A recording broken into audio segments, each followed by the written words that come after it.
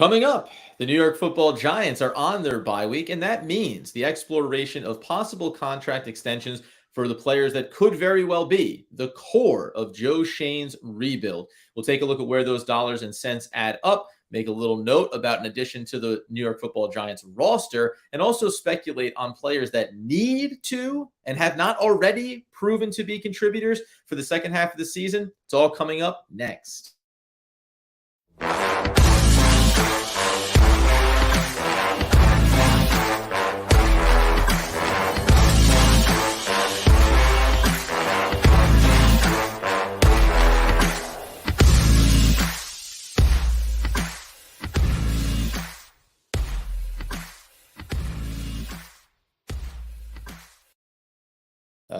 Yes, my friends. It's OGP, the One Giant Podcast, where, of course, we are your hosts over here, Adam Armbrecht, breaking down the Brooklyn Nets on the Locked On Nets podcast. My boy, Doug Norrie, and yonder there, the season generational ticket holder, the healthy, wealthy, and wise, Mr. Andrew Makowitz.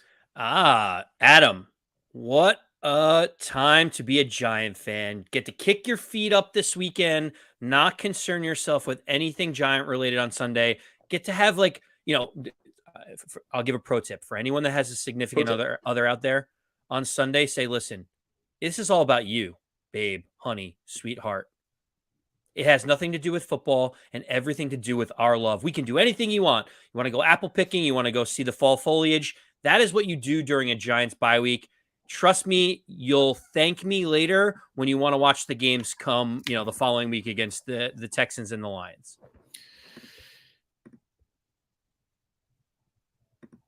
You may want to do that, Andy. I may want to address you in the full throat of my voice. As listen, friends, it's been. I was wondering if you were okay over there, because at first I was like, it was very. The drama was filled there. Yeah, it was dripping with drama. Even if we're not going to have necessarily a Giants game this weekend, it doesn't mean that there won't be some action there. We welcome everybody in also on the YouTube live and say, Marty, down and out for 2 days with COVID. Good Lord. Get that cup of coffee in your veins. Get yourself back on track. We always appreciate everyone checking in with us over there. To your point, man, enjoy the weekend without the stress or strains of the New York Football Giants having a game. Obviously, we want them to go into the bye week with a little bit of a joyous celebration. They went in on a loss to the Seattle Seahawks. Now, there's a couple of things here we want to talk about. Just right off the top, we'll call it house cleaning here. The New York Football Giants did not make any moves at the trade deadline, in spite of what maybe some fans wanted or expectations. You heard from Joe Shane, the way that he talked about it. Essentially, hey, we're really happy that we're winning games. Also, we're not going to mortgage the future. And now, though, they did make a splash, Andy. They did make a pretty big splash out there on the market, and that is one Isaiah Hodgins, who was formerly from the Buffalo Bills and was there at the time that Joe Shane and Brian Daboll were there as well. 24-year-old, 6'3", 6'4" wide receiver. Does this move mean anything to you? Does it move the needle at all for you in terms of the wide receiver room? It does. It actually does. I know waiver claims sometimes seem like it's like, oh, we're just gonna check something out, see what sticks. This one has a little bit more to it, Adam, for a few reasons. I'll run them down. You tell me which one you like the best. One, familiarity with Joe Shane, Brian Daboll. Can't beat that. 6th round pick out of Oregon State in the 2020 draft. It was tough to get on the field in Buffalo because Isaiah McKinney was there. Gabe Davis emerged. You have Stephon Diggs. And so, it was really difficult for him to get the playing time that he was hoping for. 6'3", as you mentioned, big bodied wide receiver, had 4 catches for about 40 yards this season. Just got buried on the depth chart there. I think it wasn't because of lack of skill. There's 2 things. One, when Buffalo fans are upset that he didn't make the practice squad and they're frustrated that he's gone, that should tell you something that they wish they still had him in the building. The second thing is his measurables were actually really good coming out of college. He finished number 1 in the shuttle drill. I think the 3-cone drill of all wide receivers, he finished 3rd or 4th. Like, he is a very, very good, long, athletic player. He had a 4.6 40, which kind of dinged him in terms of the draft. They didn't really know if he had the explosiveness. But right now, if you're telling me that Isaiah Hodgins has a week and a half to learn the playbook and can come contribute and take away a couple of snaps from Marcus Johnson or David Sills, that's exactly what we were asking for at the trade deadline to begin with. Yeah, and that's essentially, you mentioned it right there. My biggest point is Marcus Johnson, David Sills. Maybe David Sills obviously has been a fan favorite and now is getting beaten up by the fans because he's being overexposed. Try to take away some reps there, right? Marcus Johnson leads the team in reps at the wide receiver position. You said it, has good NFL size, competitive, doesn't have the speed, but can challenge at the top of the route. I mean, listen, I always find it fascinating when he's a guy who was projected to go in the 4th or 5th round coming out of college, went in the 6th round to the Buffalo Bills, and was regarded as being a prospect that could, at 6.14 grade, this means nothing because now you're in the NFL and you got to prove it. But the fact that he was someone who was listed as a backup that could develop into a starter, it means that you're that fringe kind of guy, right? And when you're a wide receiver core that has effectively 6th and 7th wide receivers or practice squad guys on the depth chart, it's not hard to see Isaiah Hodgins coming in here and making a case for himself to start to get reps fairly quickly. He also, per next gen stats, which I did think was interesting, had a 79 next gen stack rate overall. So that takes in, like, kind of, as we talk about when we use it in game, right? It accounts for, okay, the measurables tell you one thing, but the in-game production can sometimes tell you another. The other one that I thought, just quickly, because there's bigger things we want to get to here this bye week, is just that this does to me suggest that while, and we've talked about it a little bit, you have some optimism that, hey, Kenny Golladay, get back out there, be some version of something, just be a body on the field. Because of the exact measurements of this player, it does feel like there's a little bit of a safeguard here of saying, hey, we want to continue to have some bigger bodies here, put him on the outside if Kenny Golladay isn't going to be ready. And then I start to think about the wide receiver core overall, where I'd like to say that Khalil Pimpleton gets up into this group and you have that balanced collection of talent. Yeah, last two notes I'll say. One is, while he only had 4 catches, one was a tough contested catch at the chains to move it. Looks like he has pretty sure hands, which is what the Yeah. Giants are screaming for. Adam, the Giants are tied for 4th in the league in drops by their wide receiving core. And, like, when you They're not think even throwing the about, ball that much. yeah, I was just going to say the Giants are not even throwing the ball as much as some of the other teams that are at the top, like Jacksonville and others. So think about how many drops that really is. The last thing I'll say on this, it's all about money. Joe Shane came out during the press conference and said, I don't even know if we have enough money without restructuring someone to finish the rest of the season with normal transactions. So, like, that right there told you that they weren't going to make a trade at the trade deadline. Money is so important to this team. And as we're going to talk about in a minute, money is going to dictate what's going to happen with a few key players that have shown up and shown out this year. Yeah, and so effectively, we'll see how he pans out. Again, I don't see any reason, based on what you're reading about him, the way that the Giants obviously need some help at that position. I don't see any world where you don't start to see him eat into these reps. And as you know, the familiarity could be his biggest benefit, where maybe the buildups. We talk about a Khalil Pimpleton, who I was a fan of picking up off of Detroit, but the idea that, hey, how long is it going to take him to learn the system? Well, in a perfect world, Isaiah Hodgins has a sense of where he needs to be, what he needs to do. It can get out there sooner than later, especially when you have some of this bye week time. That being the case, though, you mentioned there about what else could happen over the course of this bye week. And one of the things that we were cautiously optimistic about and had some discussions on was the potential, and Joe Shane mentioned this in his press conference, to maybe look at extending some of the key players for the New York Football Giants. The core that gets mentioned there, just before we even talk about the numbers, hit the 4 players that represent effectively, I think, the core of this team. Yeah, so the 4 that are, first, let's get out of the way. They have to be extension eligible to fall into this category. A lot of Yes, people are saying, Andrew Thomas is amazing. Let's extend him right now. sure The he is. Giants can't even offer him a contract till the offseason. So it's not for lack of trying. It's the rules that are in place that guys like Andrew Thomas are not on this list, Adam. But when we talk about who is eligible, who it might make sense to extend, 4 names come to mind.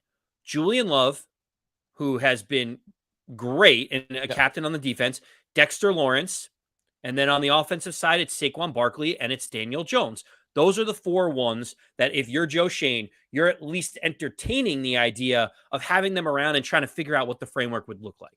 So, per Patricia Trania, who works obviously for the Locked On Giants podcast, also does work over on SB Nation, she put out the article that essentially took a look at this and said, this is where we think, based on Spot Track and the numbers, these are projected potential extensions. And I'll say there's going to be a weird part about this when it comes to one specific player, but we'll get to that in a second. The framework of this is just to say too that Joe Shane in his press conference, when he was asked about this, I think in the press conference, but also specifically on an appearance with Tiki and Tierney on WFAN radio. Yep. Where when asked about it, it was interesting because in both instances, when asked about Daniel Jones, it was, we got a lot of football to go here, whole second half of the season. We and listed a lot of things that he liked that Daniel Jones was doing over the course of the first half of the season. When I mentioned Saquon Barkley, though, you could the tone in which Joe Shane referred to Saquon Barkley was, yeah, absolutely love this kid, want him here long term. We've had some discussions with him. We're optimistic. Maybe we can get something done. If we can get something done over this bye week, that would be certainly someone that we want to be here long term. I found that, and we talked about this in the offseason, right? I said in the rebuild process, maybe you're best suited to move on from him.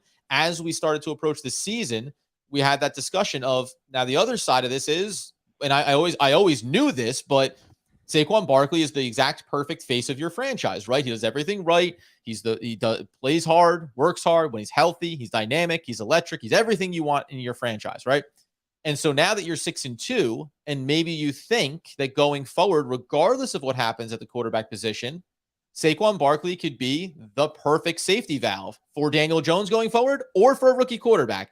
And that's what makes it interesting. So I think starting with him is just worth doing because of the way Joe Shane referenced him. Okay, so yes, we can start with Saquon Barkley. What I want to also illustrate, Adam, is that these are four players that have different priority levels, not necessarily for what their talent is, but also where their contract stands, what the offseason looks like. There's a whole host of other factors. As an example, Dexter Lawrence has already had his fifth-year option picked up. If the world crumbles behind us and we can't get a deal done, Dexter Lawrence is on this roster no matter what. So, the idea is, yes, we like him in our long-term future, but Julian Love, Saquon Barkley, and Daniel Jones are all free agents at the end of the season. And let's probably also add into that the caveat of, with the use of the possibility of the franchise tag, you would say Julian Love is not getting franchise tagged, right? So that's Correct. it's the layers up here, right? Dexter Lawrence can't go anywhere. Maybe you would like to get something done. Julian Love could, and it's not going to be a franchise tag. It's going to be the extension. And then you get to Saquon and you get to Daniel Jones, who would, in theory, be both eligible for the franchise tag for different reasons, maybe more likely than not. Yeah, so we'll touch on Julian Love in a second, but to your point, Saquon Barkley, face of the franchise, he's going to be coming up. Joe Shane has consistently said he's a guy that we want. We want him here long term. He is that type of player that you want to build the team around, keep the nucleus. He is one of the few transcendent type of running backs that can significantly improve an offense. So SpotTrack kind of came in and did a projection based on Saquon's age and his production, and said Saquon is in line for a 4-year deal at $9.5, almost $10 million a season. I like that. Which of course all Giant fans would probably say, yeah, that sounds about right. Just under $10 million a year for that type of player. The reality is, Adam, it doesn't feel like that is going to be a possibility for the Giants, knowing that Saquon is going to ask for far more than that. Yeah, I think, again, right, so the franchise tag number, I think, is something around 12 million. That would be the number for the running back position. So you're not too far off from it. So I could understand. So the one thing I'll say is, I think that if you're Saquon Barkley, you're looking, this is arguably going to be your last big cash in, right? In theory, as a running back in the NFL. By the time you come up again after 3 years, you'll be 29 or even 30 years old. And it depends, right? There are cases, there are instances, and maybe Saquon's one of them that continues to play well into his 30s. So on the one hand, I look at it and I say, man, under 10 million a year, boy, that is not a great number, right? However, I do wonder if SpotTrack is taking into account the 4th year on this. So if you look at it in totality and say it's a $40 million contract, that's at least that's the way I'm going to approach it in terms of whether or not I think it's legitimate, whether it's fair or not. Even at that, I still think what's going to happen here is you're going to see Saquon Barkley and the New York Football Giants look at it and say, and we're seeing it right now, right? Teams called about Saquon, and this was the hard no that we assumed Joe Shane was giving out over the course of the... Adam, it actually came out. Oh, did it came out? Yeah, who was it? So it was not Saquon Barkley. Oh, because I speculated that. Nobody believed me, the sons of... Joe Shane confirmed that it was not Saquon Barkley. And when they followed him up with another Prodded him. question, this was on Tiki and Tierney, they go, was it Dexter Lawrence? And he said, all I will say is it was not Saquon Barkley. And they're like, so it was Dexter. He's like, it was not Saquon Barkley. And so interesting, right? Like the highest profile guy, I mean, arguably the guy that has taken the biggest leap forward from where we thought he was to where he is, Dexter Lawrence would be that player. So there you go.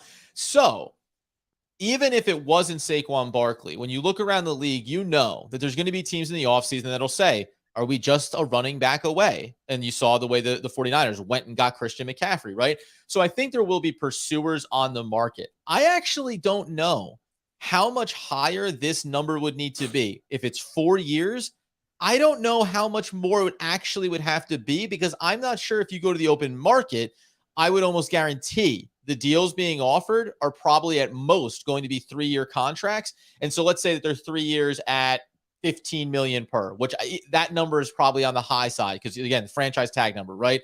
So if you're talking about a 3-year deal for somewhere around, let's say, 36 to 40 million, something in that ballpark, this might not be that far off if you're saying, hey, we want you to be here in New York, we want you to stay a Giant, we want you to retire a Giant. 4 years, okay, it ends up being 42 million, right? Like, I don't know if these numbers are as far off as maybe we think. I will politely disagree with you, Adam. And the reason why is because Saquon Barkley and his agent will know what the market dictates. Think about this. Christian McCaffrey makes $16 million a year. Yeah, but that's years ago, and he just got traded away from the team that paid him that money. He is the last outlier of a running back that's gotten paid that type of contract. And at the time of it, everyone said, whoa, that is way too much money to pay a running back. Alvin Kamara makes $15.5 million. Right. When was that contract signed? Again, you're referencing contracts that were signed multiple years ago. The league is not the same. You just said that Christian McCaffrey was the only outlier. That two of the top running backs are making $15 million plus. But where Alvin Kamara's contract is closer to the back end of it than to the beginning of it. Like, so there are different points in it. Sure, but what I'm saying is contracts only generally and by the way, they tried to get rid of Kamara at the trade deadline. Like, again, like that's kind of my point. I fully understand, but there is a market for a guy making $15 million a year. There is a market for a guy like Christian McCaffrey. People are still not only giving him $16 million a year, but paying second and third round picks in order to acquire those contracts. So I fully appreciate that. Yeah, okay, hold on. Quick pause. And I understand where you're going, but the 49ers were not willing to give up assets to acquire that contract. They gave up the assets to acquire the talent because they're trying to go on a Super Bowl run. Like, that's right, why they were willing to pick up that price. The player is attached to his contract. Yes, and the price and the total of the cost paid by the 49ers is not the totality of $16 million a year for Christian McCaffrey. That's not what they're paying him this year. Most of that money's been picked up already by the Carolina Panthers. Sure, the contract is prorated so far for the season because we have played games. I fully appreciate that. They got the player, but they also had to pick up the contract as far as it goes and give up draft capital in order to get it, which makes me think if Christian McCaffrey was a free agent on the open market and any team could sign him without giving up draft capital, he probably would still command at least a 3 or 4 year deal at $15 million a year, because that's kind of just what the going rate is. I can understand that if the running back, and to be fair, in this spectrum, the running back has gone, was here once upon a time, took a big nosedive, and seemingly is starting to come up a little bit. It's just a matter of what players drafted where are having success now and how you marginalize that upper echelon of running back. But to your point, and this is why it's such a divisive discussion, Nick Chubb in the offseason signed a 3-year, $36 million deal for a $12 million annual type deal. The Giants offering 4 for $40. It feels like, at the very least, Saquon's going to say, you have to give me as much as the franchise tag is worth and give me that over the course of a few seasons. Yeah. So for me, 4 for 48, saying you're getting $12 million a year, puts them around the top 5. That has to be. No, I mean, from Saquon's perspective, that and his agent, that's where the conversation starts for him. I think that's totally fair. I don't think that it's 4 years at that point then. I think if you want to go to 12 or 13, then it's going to be a 3-year for, 36 or something around there, right? And that's where I find probably the most surprising thing to me was 4 years, right? Now you're talking about the longevity of it. I get it. At that point, honestly, I would say, let's make it 5 years, right? Like, let's have Saquon retire a Giant and let's be able to spread out the life of the contract, be able to pay him an average annual of 13 or 14 million a year, but do it in a way that every year you move the money around, right? Maybe you pay him a somewhat significant number in the first year because you have a lot of cap room, right? So I think you could play with those numbers a little bit, but the 40 years is what surprised me about him. That being the case, though, let's not, as we've already we spent the perfect entire segment just talking about Saquon's contract. So we'll see where it goes. I think that bringing him back makes a lot of sense. There's clearly a desire from the Giants, and by all sentiments, he is maybe the more important one that the Giants would like to get done now, as opposed to the guy that some fans and you and I and where everyone's debating, Daniel Jones, the franchise quarterback. Where did the numbers come in for him on the projected extension? Excuse me. Yeah, so Spot Track, very similar to how they projected out Saquon Barkley, are saying Daniel Jones's extension could be 3 years, $76.5 million. So what they're saying is a 3-year deal, 25 and change per season. How does that sit with you right out of the gate? I had looked this up just the other day. And so if you're telling me that you want to bring him back, first of all, let's set the table here, right? The Giants want to keep Daniel Jones and believe that at least over the next 3 years, he's their best option to continue to win football games, right? If that's the case, $25 million for a starting NFL quarterback is relatively nothing. Like, I mean, it's not that steep of an asking price in order to have a franchise quarterback. Well, I'll say a starting quarterback. When you talk about, is he a franchise quarterback? That's where I think it becomes a bigger question. So I don't know. Let me just ask you this. Brief pause. Do we want to be debating whether or not he is the franchise quarterback, or just whether or not this is a good contract value?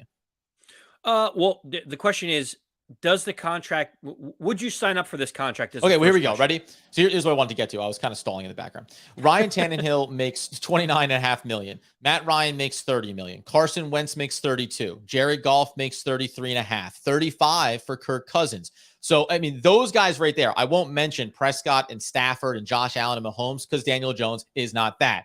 If you put him into this group of guys, even inexplicably like Carson Wentz, who continues to make money, but anywhere from, and then Tom Brady, who always takes, team discounts to make things work, he's making 25.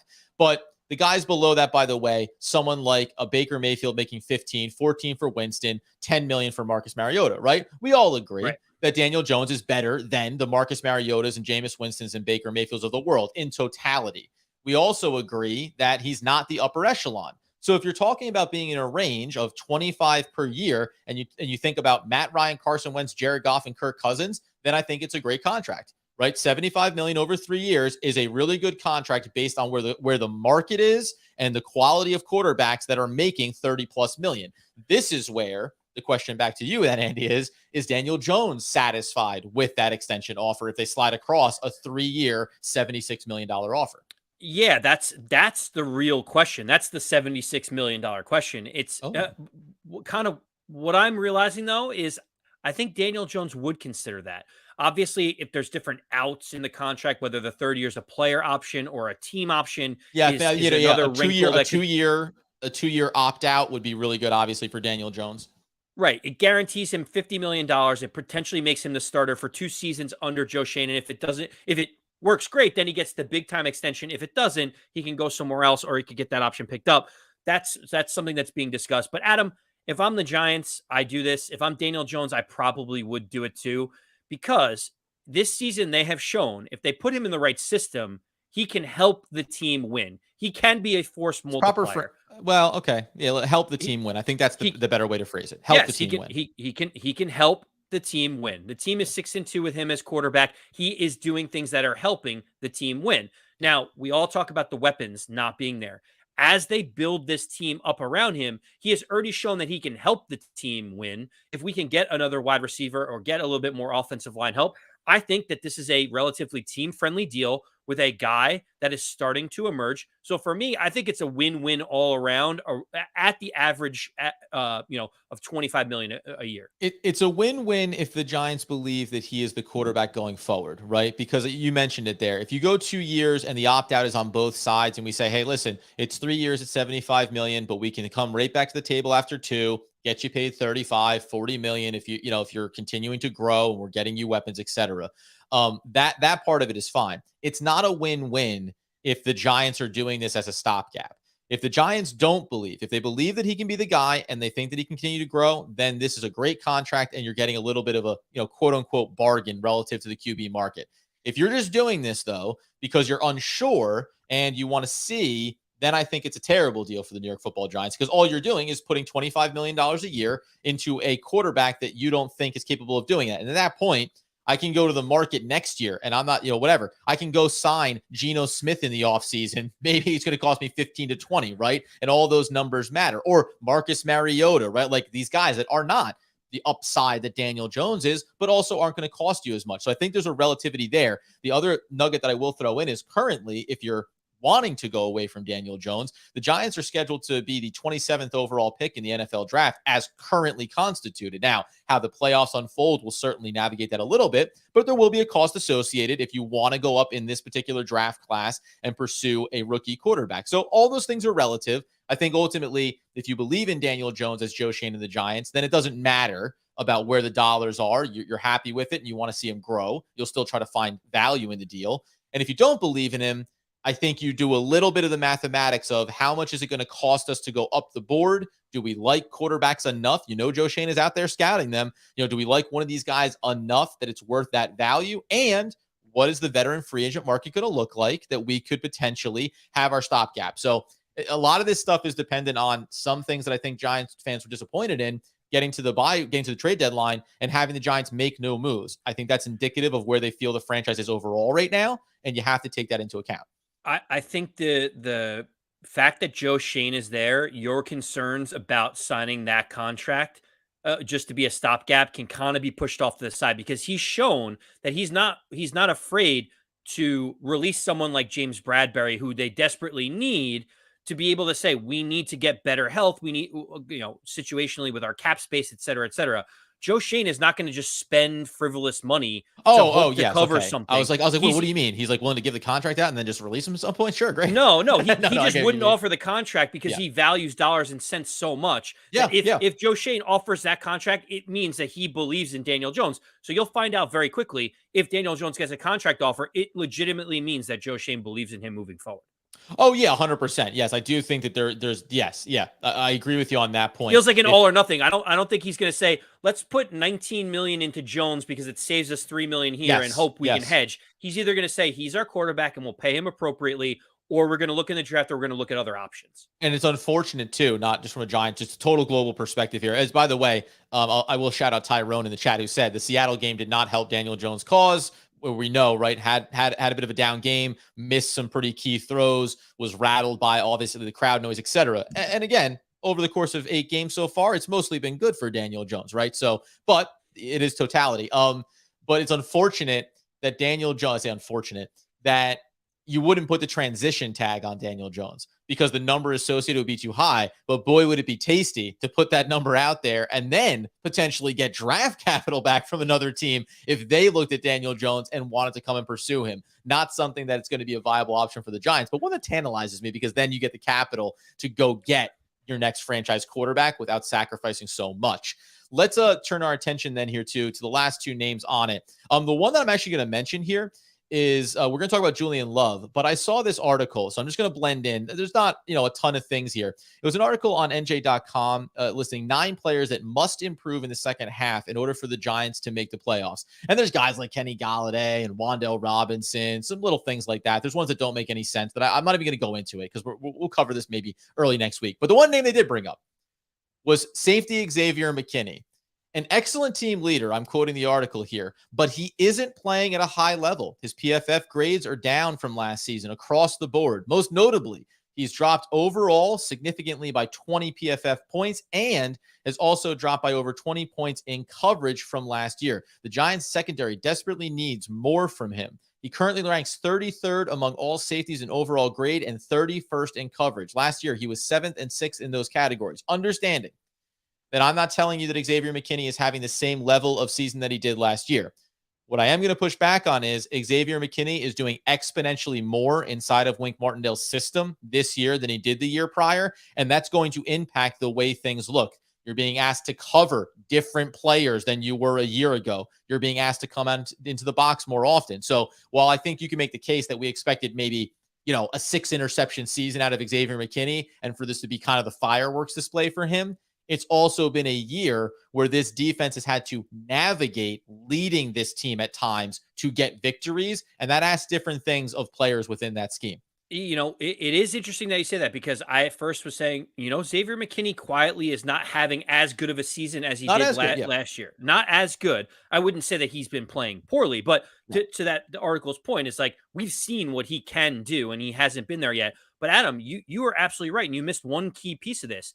Wink Martindale gave him the green dot. He is coordinating the entire defense. He has so much more going on than just playing that safety position that he did last season. He's got to make sure people are in the right spots. He's got to be calling audibles. He's got to be reading the entire field as opposed to just doing his job. So in totality, maybe he's doing more for this defense than just what a Pro Football Focus grade would say he's doing in that specific safety position. And not to make excuses for him either here, but again, you are the quarterback of the defense. The defense has played incredibly well over the course of this season, and you had your starting corner, a second cornerback, Robinson, go out. Then you bring in Flott, a rookie. Then you bring in Moreau, who has played well for you, right? A veteran presence there. You had an expectation around Julian Love. Then you have injuries go down. Then Dane Belton steps in. Your linebacking core in front of you. You're now starting Jalen Smith. You lost Darian Beavers, right? Like all of these, Leonard Williams has been in and out. And it doesn't matter. Individual accolades or what's going to get you those contracts. But I guarantee you, I'll put it this way, and we'll talk Julian Love.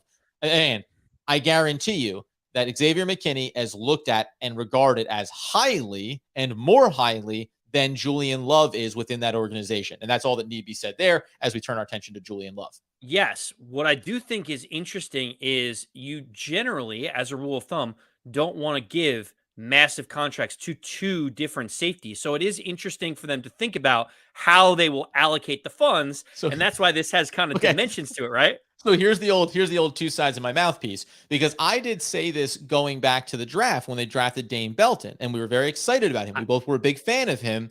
And at the time I said, remember, it's a new regime and you are hard pressed to pay big contracts to safeties. That's a hard thing to make the commitment to. We know out in Seattle, Jamal Adams, right? There's a lot of examples of paying those big dollars and then seeing drop off in that play. And I did tentatively speculate that Dane Belton could have been an heir apparent. And I'll ask you, do you think that the performance of Julian Love is now maybe impacting the big picture for the Giants? It quite possibly could, but it's a good thing. And it's especially good if they can get a contract with Julian Love that is representative of market value, what's fair, what's easy for the Giants to fit in for a good player. And so, there are rumors that the negotiations have been opened up.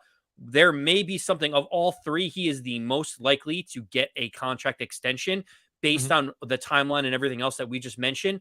What they're reporting is, Spot Track says it could be 3 years, 17 million, 18 million. I think, most people are saying that it's going to be about 21 million. So $7 million a year doesn't necessarily put him in the upper echelon, doesn't even put him in the top 15-ish or 20-ish of safeties in the league. And in fact, if he was a free agent last offseason, $7 million a year would put him as like the fourth signed safety. So like it kind of feels like it's a good pocket to be in. It's not a cost prohibitive number. It's a number that, like, if things go south, you can always adjust and move things around. I actually like it at 3 years, 21 million. And this is coming from a guy that didn't think that Julian Love was going to be in the long-term plans for this team just this offseason. Yeah, I find it interesting too, because I wonder, so we always talk about like what's the perception of players around the league, right? Guys that we love or versus guys that the league loves. And I wonder, it's like, is there a team out there that would pay Julian Love $7 million a year on the open market? I don't know, right? Because arguably you'd say he's not the green dot wearer for this group. Xavier McKinney is. So he's the number 2 safety inside of this defense. Doesn't mean that he's not your captain. That he doesn't have leadership, and that he doesn't play at a high level. And you can make the case that his versatility this season in Wink Martindale's system is what's elevated his profile and his ability to be a consistent contributor. So there's always that fascination with it. I am always pro, as you know, guys that were drafted by the Giants. I want them to stay Giants. You don't get this a lot in the league. So if whatever the number is there, I wasn't disgusted. 3 years, 21. I go, okay. You're not wondering, oh my God, what are they doing there? You're going to pay top cornerbacks are going to be making 15 plus million. Safeties could be making 12 to 15 million. So getting a guy that feels relatively for this team, probably more valuable than what that contract is.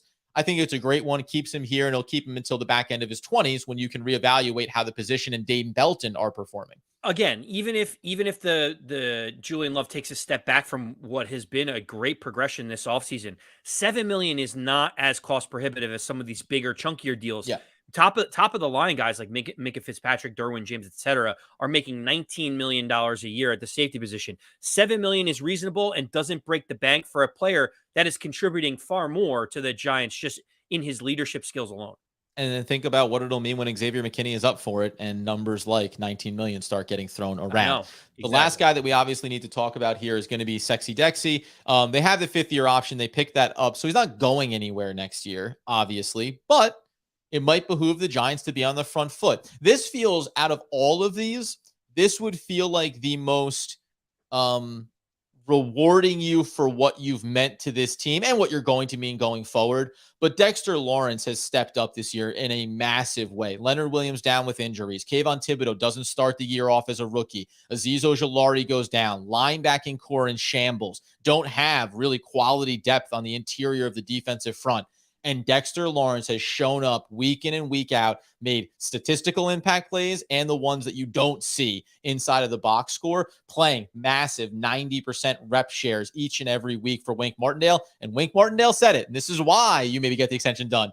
Wink said he loves him. Best defensive tackle he's ever coached. He has taken as seismic a leap forward, I think, at least for me, in terms of perception of where I thought he was and what I needed him to show. He did it. He did everything you needed him to show, because coming into this year, I had reservations around first-round pick, and we're talking about coming up on 5th-year options and big money. Yeah, I'll give you a little pushback. I think Daniel Jones, if he got the contract, it would be that you actually showed up, because they at least picked up Dexter Lawrence's 5th-year option. They didn't pick up Daniel Jones' 5th-year option. Right. And you'd be like, wow, like we could have signed you for 22 and we didn't even pick up that option. At least Dexter, they're like, we have you in the future. Well, plan. And by the way, let's just pause. Out of the two, it looks like they made the right choice picking up Dexter Lawrence's 5th-year option as opposed to Daniel Jones, right? 100%. Joe Schoen, again, looks like he knows what he's doing. That was the smart move, because even if Daniel Jones is $25 million, you're talking about losing maybe $3 million there. Dexter Lawrence, if he hits the open market, you have no idea what that number could be if he has an all-pro, to his resume on that point. But I do think 12.07 million is the tag that he's playing on. Obviously, the Giants want to lock him up long-term. We don't know if Dexter wants to be here long-term. I haven't really heard anything from his side. You'd hope that would be the case. But obviously, a long-term deal starts with a 12 per year, and it's got to be more than that on a multi-term year. Is it going to be 4 for 13 or something like that, which is a lot for an interior lineman? But if Dexter Lawrence is performing the way that he is, it could, the sky is the limit for what the interior lineman could mean to the Giants. Yeah, 100%. You have a little bit of wiggle room here, right? Because a couple of years away from Azeez Ojulari potentially being up for a contract. Obviously, Thibodeau just a rookie. Here's what I will tell you. Leonard Williams becomes an interesting factor in all of this and what the intentions are with him going into the offseason, right? Because we know, and you're darn right, Marty, Dexter is a beast. That's why we put it up there for people. You know that he obviously is slated to make $33 million on the cap next year. You're going to have to figure out a way to adjust that number. No one anticipates that being there, but what is it going to look like? Are you going to extend him? You can make the case. So that's why I want to go back and look at this. Remember, Leonard Williams had a $63 million contract, a 4-year, 9, 15, 32, and then a big drop down to 5.9 in 2024 when he'll be 30 years old, a voidable final year of the contract. If we use that, and I think that that's a very reasonable bar to look at there, I think this is something in the average annual of 15. Like I'm thinking it's going to be a 4 for 60 kind of contract, maybe even up to 65, depending on how it gets structured, et cetera. And I agree with you, positionally, we'll look at the team and you'll say there's so many other big needs areas, et cetera. But remember, Adoree Jackson is going to be gone in a couple of years, regardless of how his play is gone. And we like him. We like how he works, right? His number is going to be gone. Maybe potentially Leonard Williams' number is going to be gone. Kenny Galladay's number is definitely going to be gone. So again, when you talk about this 2 and 3 and 4 year cycles, paying Dexter Lawrence for that over the next 4 or 5 years won't impact anything that you want to do, in the same way that when Dave Gettleman traded for Leonard Williams and then re-upped him on a big deal, you went, that feels like it's kind of crippling us, but that's okay.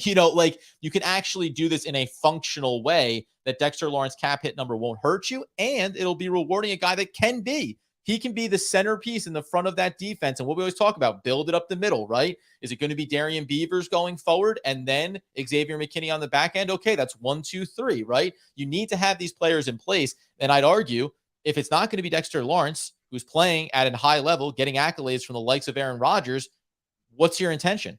Play him out on a 5th-year deal and then replace him? Like, you have the player. Why go back to the market to have to replace him? At the very least, I'll say the one out they would have is going to the draft and putting someone in place that would be growing behind him over the 5th-year option deal, and then you could make a choice. But I think that's unlikely. You have the talent, keep the talent, pay the talent.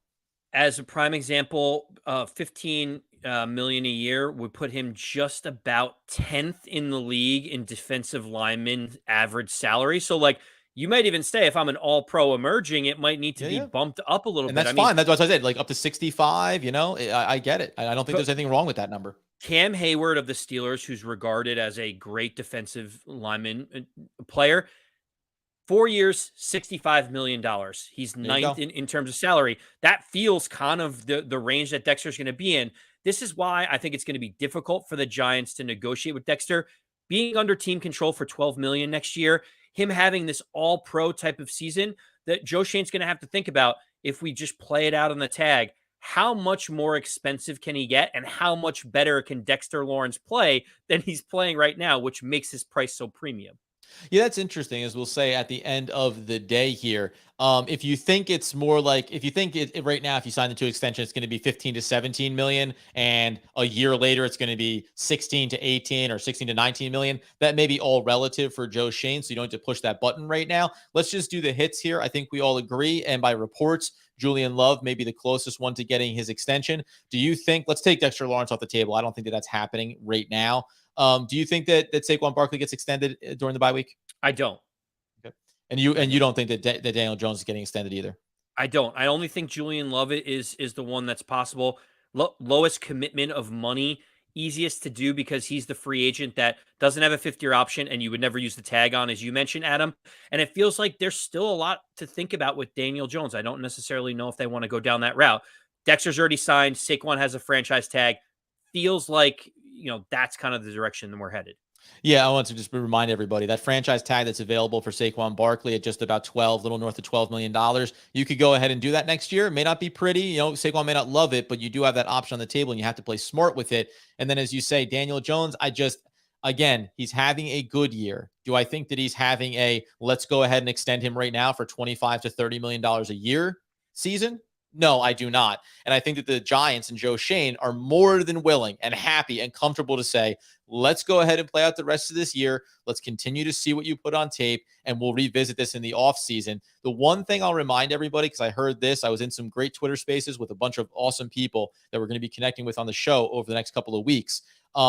People were saying, you can bring back Daniel Jones and then draft your quarterback and build him underneath it. That's not happening. The New York Football Giants are not paying $25 to $30 million to Daniel Jones to be a, quote, bridge quarterback. Either he's the guy, or this organization and underneath the new regime and Joe Schoen are moving on. And I'm not saying which it's going to be, but it's one or the other. It is not Daniel Jones, the Kurt Warner of the Giants era, right? That is not going to be the case here. Final thoughts just before we get out the door, Andy?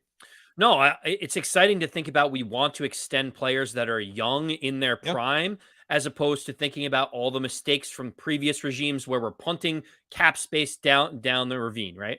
All 4 players that we discussed, and the 5th one being Xavier McKinney, were all draft picks of Dave Gettleman. Let that sink in, friends, as we send you off into the weekend. Obviously, we're on the bye week. We should come back in on Monday morning. Maybe we'll take the extra day. We'll see how the games look, and we will, of course, be over on YouTube breaking everything down all week long as the Giants get back on track and prepare for those Houston Texans. Over on the podcast feed as well. We always appreciate and thank everyone for being in on the live stream, from Tyrone to Marty. We also had Jason in there, and Dr. Pancake. Haven't seen him in a while. Good to have you back there. Send over some flapjacks. Until next time, friends, as Andy Makowitz would want, need, and nay, demand. letting the people know. As always, let's go Big Blue.